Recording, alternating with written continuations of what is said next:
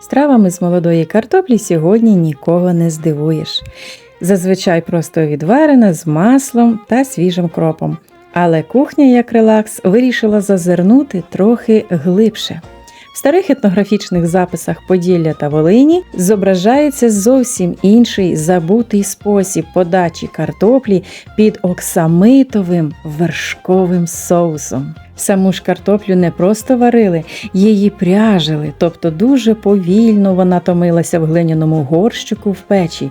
І робили це в гарячому молоці з вершковим маслом і соковитими свинячими реберцями. Цей простий, але хитрий і смачний рецепт ми приготуємо сьогодні в звичайній духовці. У мене сьогодні 1 кілограм дрібної молодої картоплі. Знімати ніжну шкірку ножем – це неприпустимо, тому я просто ретельно промила її звичайною поролоновою губкою під проточною водою. Шкірка стає чистою, але залишається на картоплі, щоб тримати її форму. Проте більші картоплини я все ж розрізала наполовину. Заливаємо картоплю водою, обов'язково щедро солимо і кидаємо кілька гілочок свіжого кропу, 1-2 лаврові листочки. Другою ж основною частиною нашої ситної печені є свинячі реберця. Я взяла пів кілограма м'ясистих ребер із легким прошарком жиру. Нарізаю їх порційно і відразу відправляю на гарячу пательню. Нам не потрібно готувати їх до готовності, до кінця.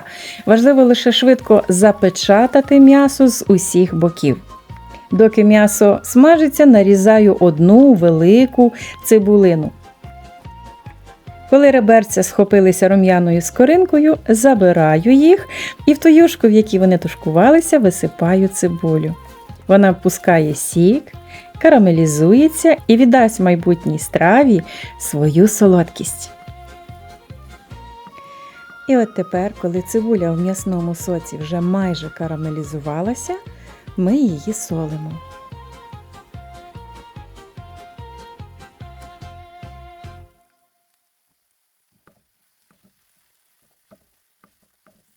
Тепер ще один дуже важливий крок.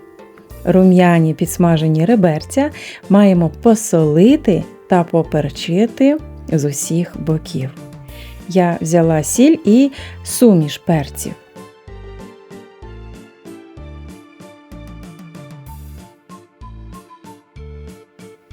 Картоплю варимо лише до напівготовності.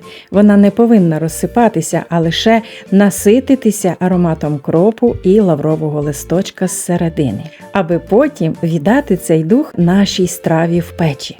Глиняний посуд має особливу пам'ять.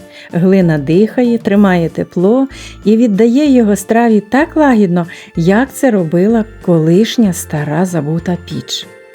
На саме дно нашого горщика ми викладаємо рум'яні реберця та поверх них тушковану цибулю. А зверху я засипала гарячу і обсушену картоплю. Вона вже пахне кропом, лавровим листом, але головне її перетворення попереду.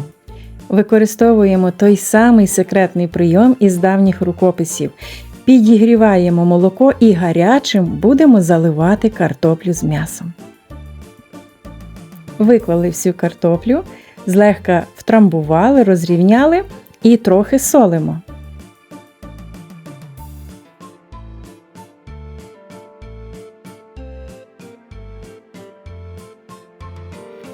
Заливаємо все це гарячим молоком. Не потрібно покривати все повністю, нехай рідини буде десь до половини. Поверх всього викладаю кілька щедрих шматочків вершкового масла. В духовці молоко почне свою тиху роботу, воно розм'якшить свинину до стану, коли м'ясо саме буде танути на кісті і не дасть картоплі пересохнути, просочуючи її отим ніжним вершковим смаком.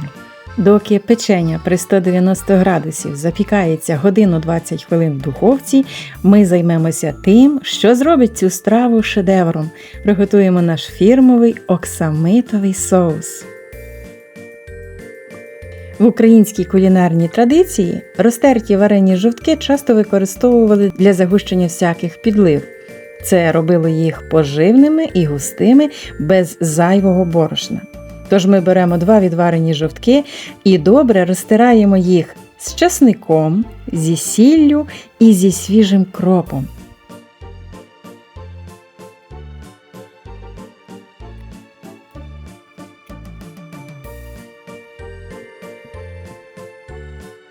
Тепер поєднуємо все з жирною сметаною.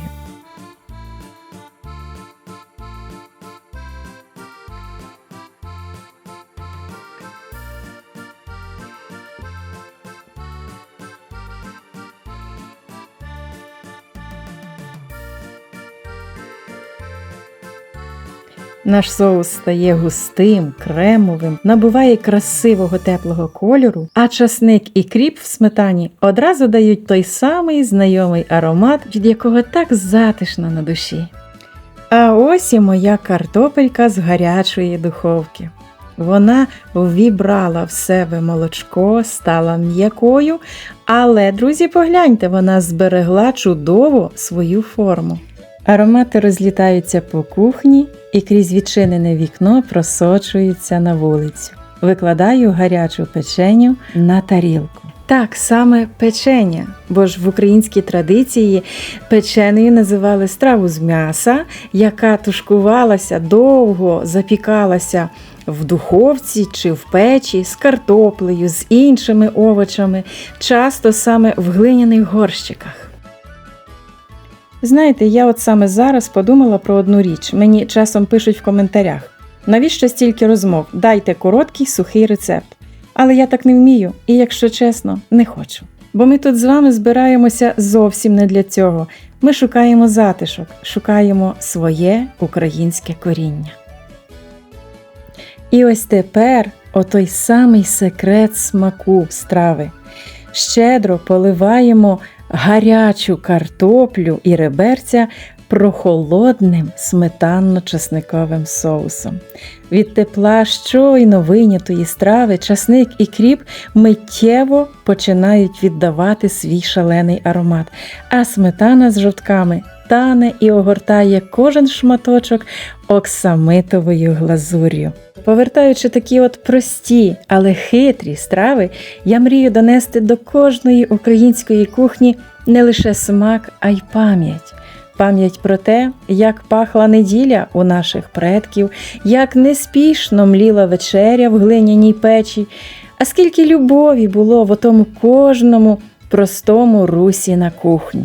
Бо ж поки ми готуємо своє, ми живемо і пам'ятаємо, хто ми є. Тож щиро дякую кожному з вас за те, що ви тут зі мною, за ваші теплі слова в коментарях, за підтримку, за затишок, який ми створюємо разом.